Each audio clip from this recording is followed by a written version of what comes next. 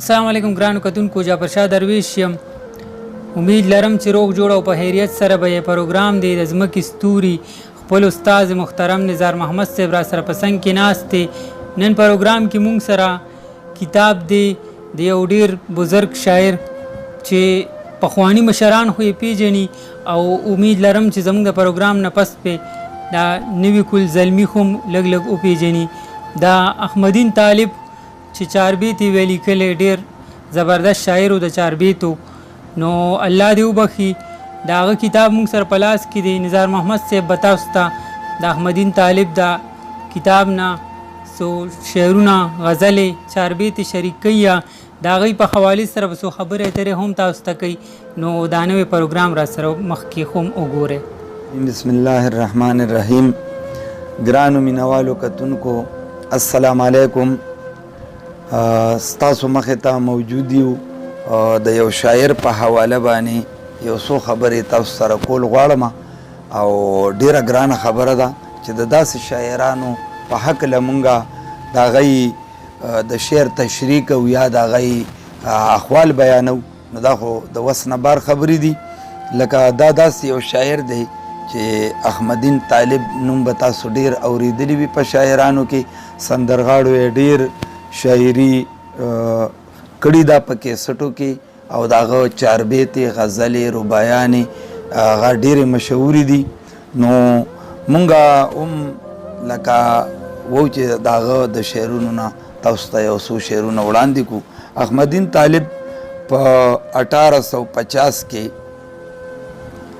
د شناغر علاقې په وتمانزو نومې کلي کې پیدا شوی و، مګر د علم د حصول په غرض به سوات ته تلو راتلو او بیا په سوات کې استوګنه اختیار کړه. او احمدین طالب په سوات کې د منګورې ښار د بنجاریانو په جومات کې پاتې کېدو. دا سریزه په جنګلو په لیکلی شوي د ملګرو. دا خو به هر حال پروګرام لنډ دی، دا ډېره اوږده د هغه پوره حالات دی پکې. څنګه چې تاسو ته ما ووایي چې هغه 493 کې پیدا شو، خو بیا به په سوات کې ډېر عمر تیر کړی. نو هغه دا شعر په دې کتاب باندې لیکلی دی چې زه طالب احمدین ځکه سوات کې خوښ یم، زه طالب احمدین ځکه سوات کې خوښ یم چې وطن د خاپیرو مې د منتلې. به هر حال هغه ټول عمر چې کم دی نو د شعر په ژبه باندې هغه ډېر محنت کړی دی او د پښتو ژبې یو ډېر خدمت کړی دی او هر څوک یې پیژني.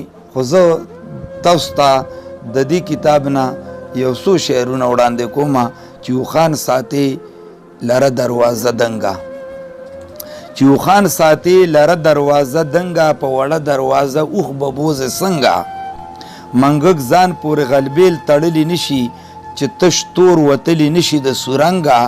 د ناچارو خلکو ګرانه اشنایي ده، د ناچاره خلکو ګرانه اشنایي ده، په خپو شل بیبل مزه تر تیرنګه. که د تورو د ټوپکو جنگ للاړې، که د تورو د ټوپکو جنگ للاړې، نو مه یریږه د ګولو د شلنګه پړنګه. او څوک به سله پیشملې د تا نه غواړي، څوک به سله پیشملې له تا نه غواړي، چې په کور دې نوي غوا او یا میخه لنګه. سر او مال د احمدین یارانو یوړو، سر او مال د احمدین یارانو یوړو، هر یو وایي یار زمونږه او یار زمونږه. ملګرو، احمدین طالب ډېرې مشهورې غزلې دي. یو ځای کې وایي چې د جانان غمه لږ مې پرېږده و آرام کومه، د جانان غمه لږ مې پرېږده و آرام کومه، او لاس په تندي مې درته ایښی دی سلام کومه. او اخري شعر یې دا دی چې نه مې د خپل شعرونه خوښ دي نه د بل شعرونه، نه مې د خپل شعرونه خوښ دي نه د بل شعرونه، زه احمدین طالب جان فخر په کلام کومه.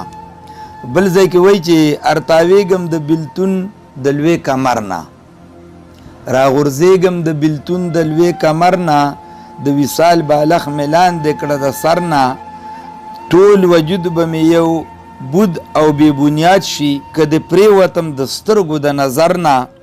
او ابراهیم غونتې ملنګ مې د دربار کا، د لمسون خبرې ناورم د ازر نه. زه طالب احمدین ستا د در فکر یم، کمې ځمکه مال سیوا شي سکندر نه. نو احمدین طالب اگر چې په شعرونو باندې ډیر غبور حاصلو، ډیر قابل سړی و، خو هغه دا یو تخلص ځان ته ایښی و چې بیا هم هغه طالب و او یعنې زه د علم د حاصلولو په وجه باندې بیا هم طالب ما، د شعر زده کولو په وجه باندې بیا هم طالب ما او زده کړې پسې ګرځم او ما ته هېڅ هم نه راځي. نو دې خلکو دا دومره کمال ته رسېدلي دي. نو د رحمان بابا هغه شعر دی چې ژوندی ځان په ځمکه خښ که لکه تخم، که لوی غواړي د خاورو په مقام شه. دی ځان خورې کړی دی، نو بیا ولس پیژندلی دي او په دنیا کې شهرت حاصل کړی دی او د پښتو ژبې خدمت یې کړی دی او د شعر په ژبه کې ډېر نوي نوي متلونه او مثالونه د ولس ته مینوالو ته او اوریدونکو ته پرېښي دي.